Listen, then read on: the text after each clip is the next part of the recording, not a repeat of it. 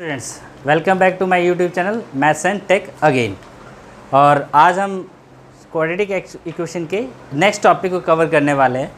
इससे पहले की वीडियो में मैं क्वाड्रेटिक इक्वेशन के दो तरीके बता चुका हूं जिससे आपको रूट्स निकालना था। पहला समझाया था आपको फैक्टराइजेशन मेथड और सेकंड समझाया था कंप्लीटिंग स्क्वायर मेथड। और आज की क्लास में हम पढ़ने वाले हैं इस चैप्टर के थर्ड पार्ट को, जो कि रूट निकालने का थर्ड तरीका होगा, तीसरा तरीका। होता क्या है ना कि जो भी इक्वेशंस हमारी हैं, जैसे कि कुछ इक्वेशन थी पहले इन दो टॉपिक्स में, जैसे कि फैक्टराइजेशन और कंप्लीट स्क्वायर मेथड में, तो ऐसा पॉसिबल नहीं है हर बार की इक्वेशन आपकी फैक्टराइजेशन मेथड से ही सॉल्व हो पाए। तो ऐसी प्रॉब्लम्स को ओवरकम करने के लिए एक हम नए तरीके की तरफ आज स्टडी करने वाले हैं और देखेंगे कि कैसे कैसे रूट्स निकाले जाते हैं। उससे पहले भी एक चीज़ और कि हम रूट्स को क्लासीफाई करेंगे दो चीज़ों में, कि रूट्स रियल है या नॉन रियल या इमेजनरी। तो इसके लिए क्या करेंगे आप ज़रा ध्यान से देखिए। हमारे पास इक्वेशन है standard equation ax² + bx + c। It is the standard equation of quadratic form. अब इस इक्वेशन है तो इससे हम पहले क्या निकालेंगे,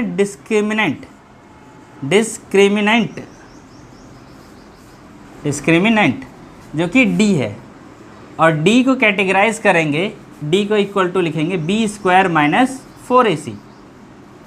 और b/a/c क्या है, coefficients of x, x² and constant term c respectively. तो ये हमारा डिस्क्रिमिनेंट है, d की वैल्यू b² - 4ac। अब कंडीशंस आएंगी कि नेचर ऑफ रूट्स कैसा होगा। Nature of roots. अब इस नेचर ऑफ रूट्स के लिए क्या कंडीशन है, पहला कि अगर d की वैल्यू 0 से बड़ी है, d की वैल्यू 0 से बड़ी है, तो रूट्स कैसे आएंगे, roots are real and distinct. मतलब कि रूट्स तो रियल होंगे और डिस्टिंक्ट मतलब दोनों अलग अलग होंगे। सेकंड फॉर्म कि अगर d की वैल्यू 0 आ जाती है तो रूट्स कैसे होंगे, roots are real and equal. यानी जो भी दो रूट्स आएंगे, अगर d की वैल्यू 0 आ जाती है तो दो रूट जो भी आएंगे वो क्या होंगे, real and equal. Third condition कि d < 0, यानी d की वैल्यू क्या आती है, नेगेटिव आ जाती है। तो इस केस में क्या आएगा, रूट्स आर नॉन रियल और इमेजनरी रूट्स। ये इमेजनरी रूट्स क्या होते हैं, ये 11th क्लास में एक टॉपिक है अलग से, कॉम्प्लेक्स नंबर, वहाँ आपको समझ में आएगा इमेजनरी रूट्स क्या होते हैं। फिलहाल के लिए हमें कंडीशंस क्या करनी कि रूट्स हमें केवल और केवल इन दो कंडीशंस के लिए निकालना है। इस कंडीशन पर रूट हमें नहीं निकालना कभी भी। तो कोई भी इक्वेशन हमारे पास दे रखी होगी, सबसे पहले d निकालेंगे, फिर d को चेक करेंगे कि > 0 है या इक्वल टू 0 है या <0 है। अगर 0 आ गया तो आगे सॉल्व नहीं करना है, 0 आ गया तो सॉल्व करना है, > 0 हो तो सॉल्व करना है। लेकिन 0 से अगर कम आ गया तो सॉल्व नहीं करना। अब ये तो बात थी कि d निकाल लिया है, लेकिन अब d निकालने के बाद हमें x की वैल्यू भी तो निकालनी है। तो उसके लिए एक फार्मूला यूज़ होगा जो होगा हमारा डिस्क्रिमिनेंट फार्मूला, इसे बोलते हैं हम क्वाड्रेटिक फार्मूला। जैसे टॉपिक लिखा हुआ है ये क्वाड्रेटिक फार्मूला, तो क्वाड्रेटिक फार्मूले का आप इसे नोट कर लीजिए। नेक्स्ट स्लाइड में बताता हूँ मैं कि क्वाड्रेटिक फार्मूला क्या है। देखिए अभी मैंने बताया था कि आपको d की वैल्यू क्या है, डिस्क्रिमिनेंट b² - 4ac।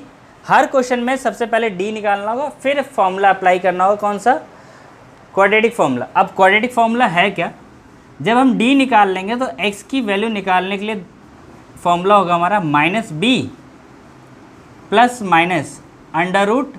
√d/2a।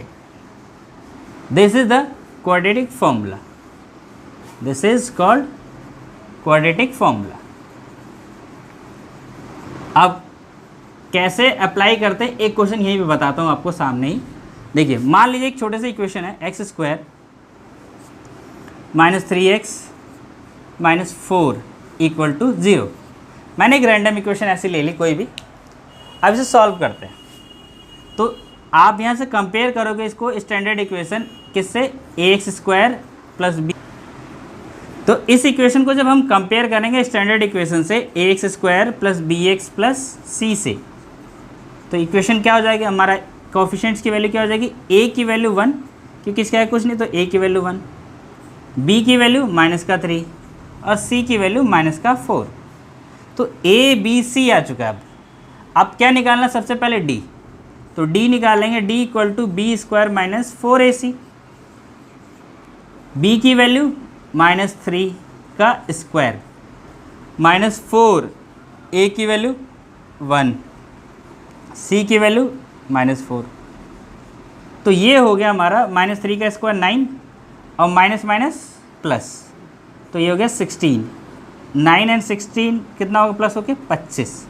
तो d की वैल्यू 25 आए, इसका मतलब साफ साफ दिख रहा है कि d is greater than 0, therefore d is greater than 0।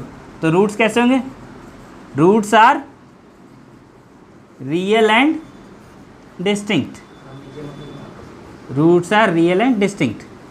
अब ये तो हम कंडीशन आ गई कि हमारे रूट्स क्या होंगे, रियल और डिस्टिंक्ट होंगे।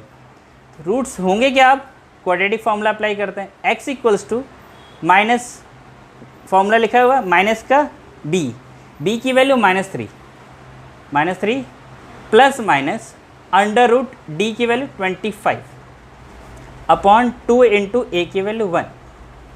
तो ये आ गया आपका माइनस माइनस +3 और प्लस माइनस √25 5 अपॉन 2, यानी एक बार 3 + 5 रख दें और एक बार 3 - 5 अपॉन 2 रख दें तो दोनों रूट्स आ जाएंगे।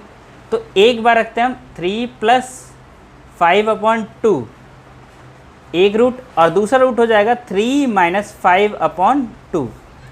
तो ये हो गया हमारा 3 + 5 8 अपॉन 2, कट के आ गया 4, और इधर आ गया हमारा x = 3 - 5 - 2 अपॉन 2, तो कट के आ गया ये आंसर -1। तो हैंस रूट्स आर 4 एंड -1। तो ये है हमारा कौन सा मेथड, क्वाड्रेटिक फॉर्मूले का मेथड है, जो कि एक एग्जांपल के साथ समझ चुके हैं। अब मैं एक कॉम्प्लेक्स, थोड़ा सा टिपिकल एग्जांपल लेता हूं ताकि और आपको क्लियर हो। तो अब देखो बेटा, मैं एक अलग इक्वेशन लिखी मैंने, 2x² - 2√6x + 3। तो यहाँ से d निकालते हैं, सबसे पहले d। अच्छा, a b c कंपेयर कर लें डायरेक्टली, a = 2, b = -2√6 और c की वैल्यू 3। तो d की वैल्यू क्या आ जाएगी, d = b² - 4ac, b की वैल्यू -2√6 का स्क्वायर -4 × a की वैल्यू 2 × c की वैल्यू 3। अब इसका स्क्वायर करना कैसे, देखिए, -2 का स्क्वायर 4 और √6 का स्क्वायर 6, 4 × 6 24, ये आ गया 24, 4 2 = 8, 8 × 3 24, तो ये आ गया -24, यानी कट के दोनों कितना होंगे 0, और कंडीशन आ गई कि d = 0, देयरफॉर d = 0। तो रूट्स कैसे होंगे, roots are real and equal, real and equal. जब रियल एंड इक्वल आ गए तो आपको फॉर्मूला लगाना है, x = -b plus minus √d upon 2a। तो माइनस की b की वैल्यू क्या है, -2√6 -2√6, और ये प्लस माइनस √0 अपॉन 2 × a की वैल्यू है, a की वैल्यू 2। तो ये हो गया आपका 2√6 अपॉन 4 प्लस माइनस 0, यानी एक बार +0 करें एक बार -0 करें, कुछ भी फ़र्क नहीं पड़ने वाला। तो दोनों रूट्स क्या आ जाएंगे, ये कट जाएगा, √6 अपॉन 2, √6 अपॉन 2, और दूसरा रूट भी क्या आ जाएगा, √6 अपॉन 2। थोड़ा इसे और सिंप्लीफाई करते हैं तो ये रूट्स ऐसे आ सकता है कि √6 को लिखूँगा √2 × √3, और 2 को लिख सकता हूँ मैं √2 × √2, तो ये कट गया, यानी दोनों रूट्स क्या हो जाएंगे, √3 अपॉन 2 और √3 अपॉन 2। ये दोनों हमारे रूट्स हो जाएंगे। आई होप कि क्लियर हो गया होगा।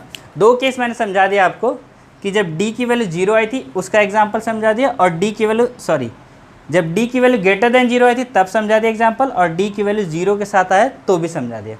अब एक लास्ट केस देखते हैं इमेजिनरी केस का, जहाँ पे रूट निकालने की जरूरत नहीं पड़ेगी। देखिए अब मैंने एक थर्ड इक्वेशन ली है 2x² + 3x + 4। तो पहले क्या करना है, ए बी सी कंपेयर करो, a की वैल्यू 2, b की वैल्यू 3 और c की वैल्यू 4, और d निकालें। d = b² - 4ac। b की वैल्यू 3 तो 3 का स्क्वायर माइनस 4 इंटू a की वैल्यू 2, c की वैल्यू 4, तो ये हो गया 9 माइनस 4 2 जा 8, 8 4 जा 32, तो it comes out to be -32, अच्छा सॉरी -23, -23, ये आ गया -23। देयरफॉर d क्या हो गया, d लेस देन 0, तो no real root exist, no real root exist, no real root exist. अब जब रियल रूट एग्जिस्ट ही नहीं करा तो हमें आगे सॉल्व नहीं करना। सो ये थे हमारे 3 नेचर ऑफ रूट्स और उनको निकालने का फॉर्मूला, क्वाड्रेटिक फॉर्मूला। क्योंकि इसमें एप्लीकेबल नहीं तो इसके रूट्स हम निकालेंगे नहीं। आई होप कि आपको कॉन्सेप्ट क्लियर हो चुका होगा और तीनों एग्जाम्पल्स के साथ समझ में आ गया होगा। अब एक रिक्वेस्ट ये है कि अगर आपने पिछली 2 वीडियोज़ नहीं देखी तो प्लीज़ प्लेलिस्ट में जाएं और इसको वीडियो को देखें कि फैक्टराइजेशन मेथड्स में क्या समझाया था रूट्स को, और कंप्लीटिंग स्क्वायर मेथड से क्या समझाया था, और लास्ट आज जो समझाया हमने क्वाड्रेटिक फॉर्मूला। एक बात और कि आप किसी भी मेथड से रूट्स निकालें, answer will remain always same. एक पर्टिकुलर क्वेश्चन के लिए आप तीनों मेथड से अप्लाई करें, आंसर हमेशा सेम आएगा। आपको मैं 3 क्वेश्चन दे रहा हूँ, प्लीज़ आप कैरी ऑन करना, इनको एग्जाम्पल्स में ट्राई करना। क्वेश्चन है हमारा 3x² + 4x - 9 = 0, first question. Second question 2x² + 4x + 9 = 0। Third 9x² - 6x + 1 = 0। तीनों क्वेश्चंस आप ट्राई करना क्वाड्रेटिक फॉर्मूले से, आपको और क्लियर होगा। और प्लीज़ चैनल को अगर सब्सक्राइब नहीं किया तो प्लीज़ सब्सक्राइब कर ले ताकि आपको सारे कॉन्सेप्ट्स मिलते रहें। Thank you for today's class, have a nice day.